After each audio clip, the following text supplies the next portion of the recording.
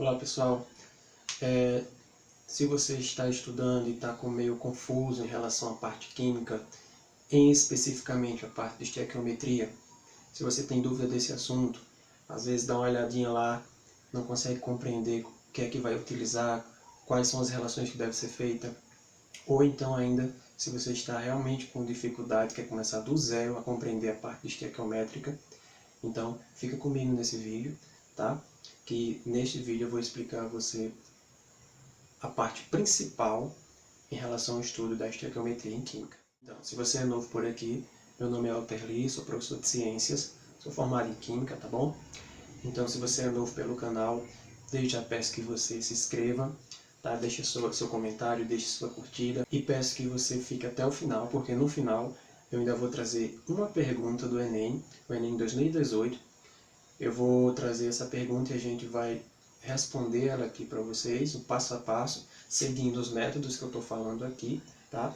Para que vocês realmente vejam a aplicação disso que eu estou colocando dentro das atividades que vocês possam vir a desenvolver, tá certo? E vamos ao vídeo.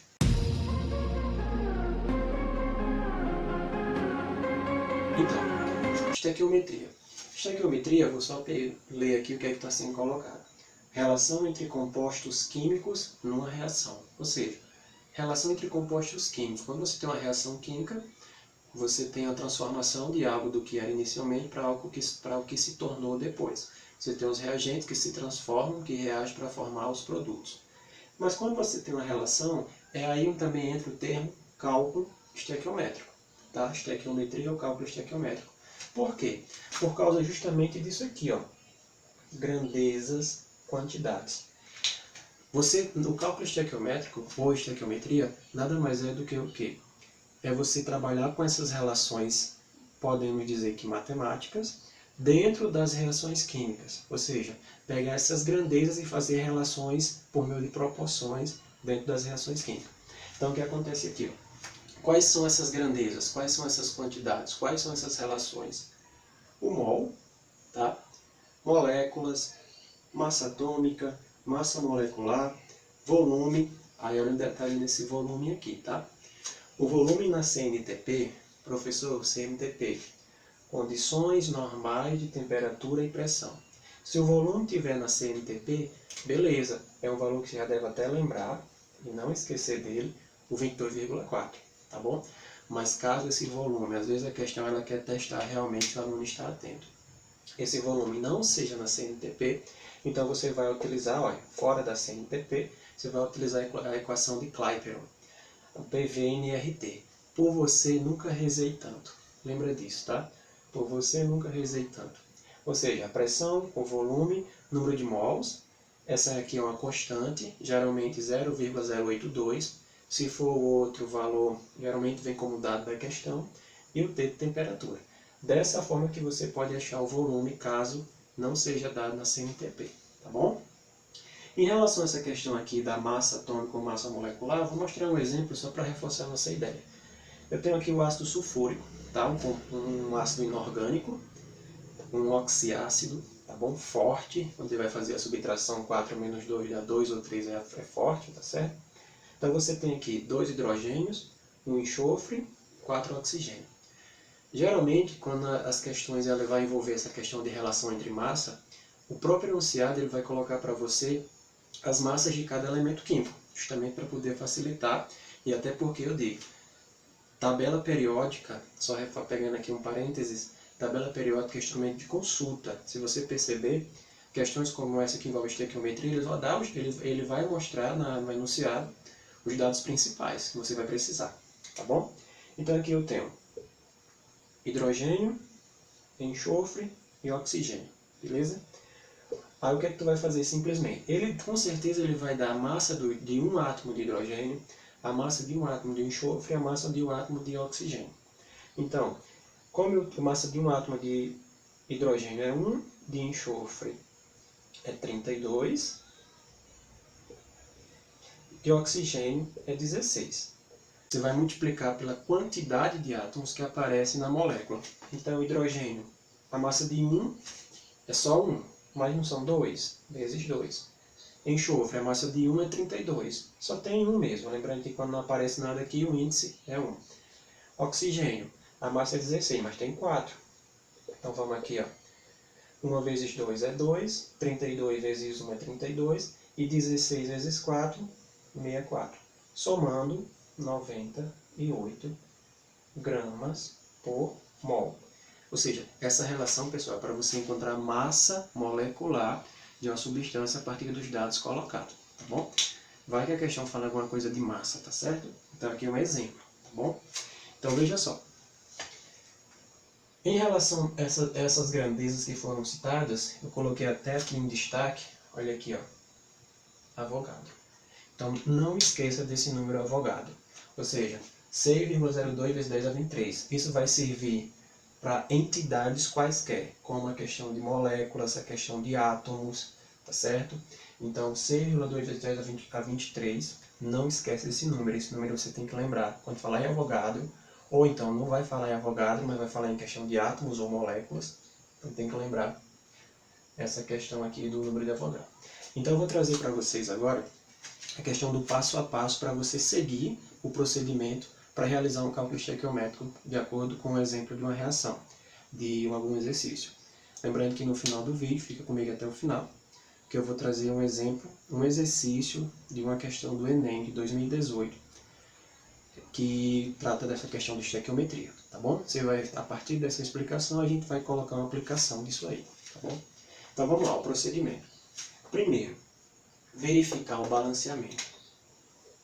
Pessoal, nunca esqueça de verificar se a equação, a reação química está balanceada. É o primeiro passo que você vai analisar. Se não estiver balanceada, tem que fazer o balanceamento, tá? As proporções elas têm que ser iguais, as quantidades de átomos antes e depois da reação têm que permanecer constante. Lembra das leis ponderais?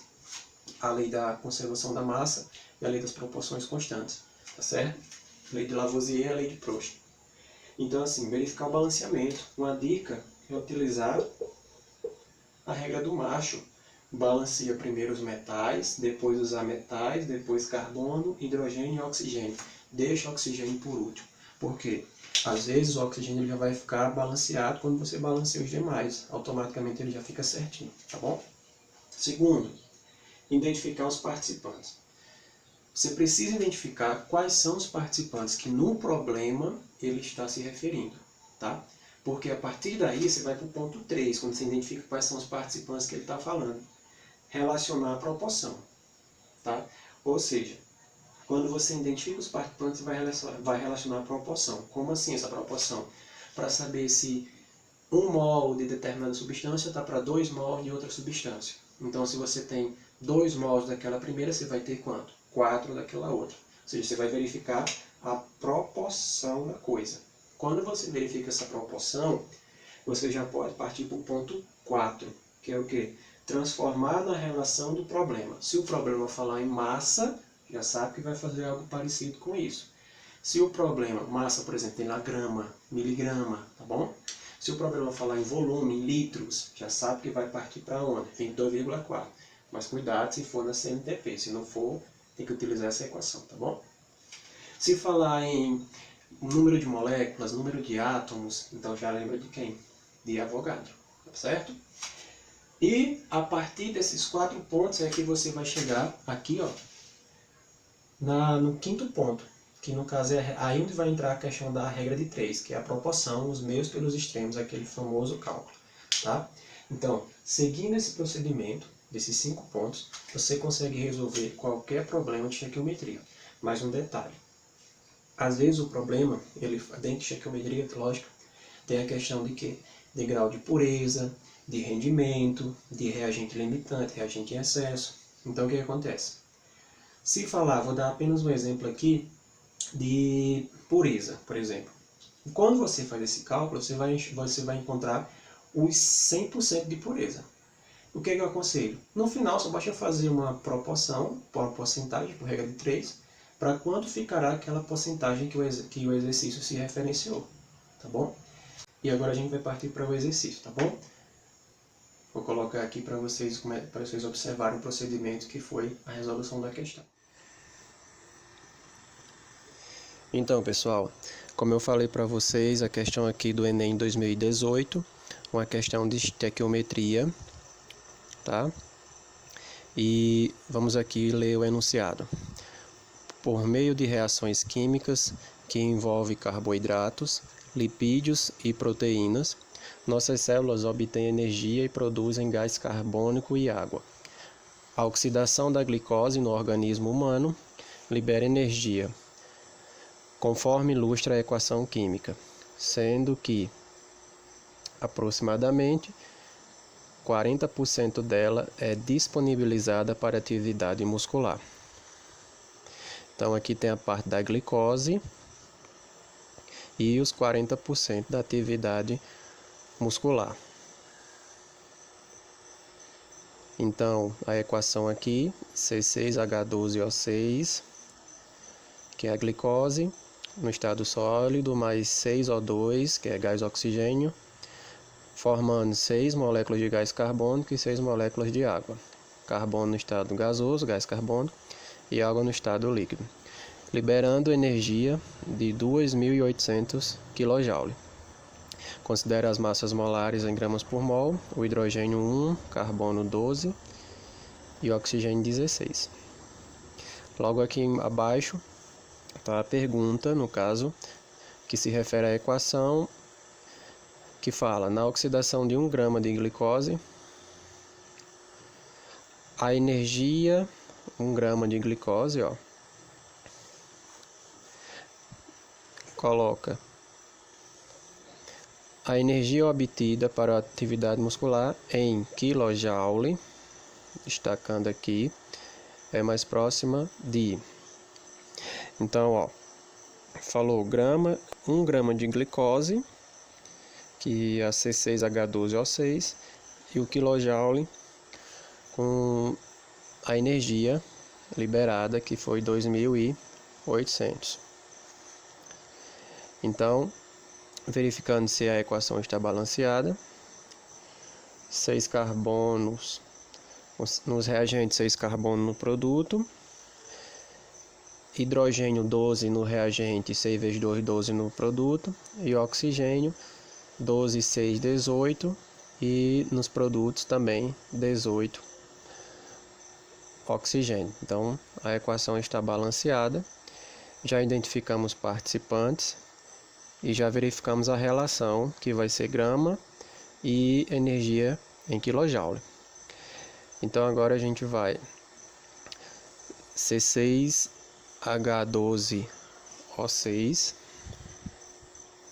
que é a molécula da glicose, e vamos encontrar a massa molecular dessa molécula. Então colocamos carbono, hidrogênio e oxigênio. Os dados estão colocados aqui no enunciado. O carbono é 12, o oxigênio, o hidrogênio 1 e o oxigênio 16. Então, só é multiplicar pelas suas respectivas quantidades. O carbono 6 vezes, o hidrogênio 12 e o oxigênio está aparecendo 6 vezes. Então a gente vai multiplicar e fazer o somatório. 12 vezes 6, 72. 1 vezes 12 é o próprio 12. E 16 vezes 6 vai dar 96. Somando, aqui vai dar 180 gramas por mol. Ok. Então, verificamos aqui que 1 mol de glicose, no caso, né, é 180 gramas por cada mol. Então, como lá já tem 1 mol, ou seja, 180 gramas, ela vai liberar, no caso aqui, 2.800 kJ, porque é 1 mol, né, como foi colocado, 2.800 kJ. E lá na pergunta do problema, 1 grama de glicose, então unidade abaixo de unidade, então vai liberar X. Então, meus pelos extremos, esse x vai ser igual 1 vezes 2.800 dá 2.800 e o 180 ele vai passar dividindo, né?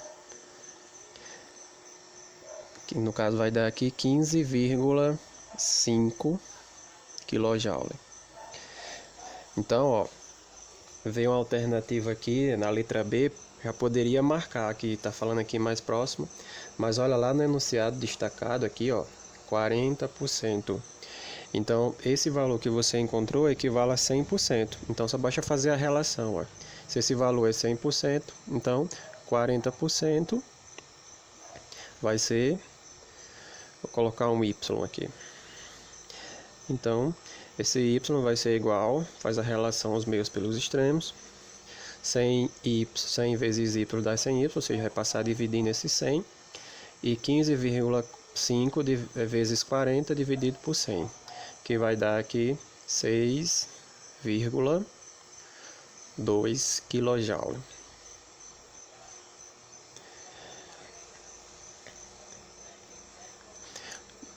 Ou seja, se você verificar as opções, no caso 6,2 deu o resultado exato, porque esse 15,5 ele é uma dízima, então eu coloquei um valor ali decimal. Então, letra A, ok? Então, pessoal, espero que tenha ajudado vocês. Qualquer dúvida, comentários, pode deixar aqui, tá bom? Valeu!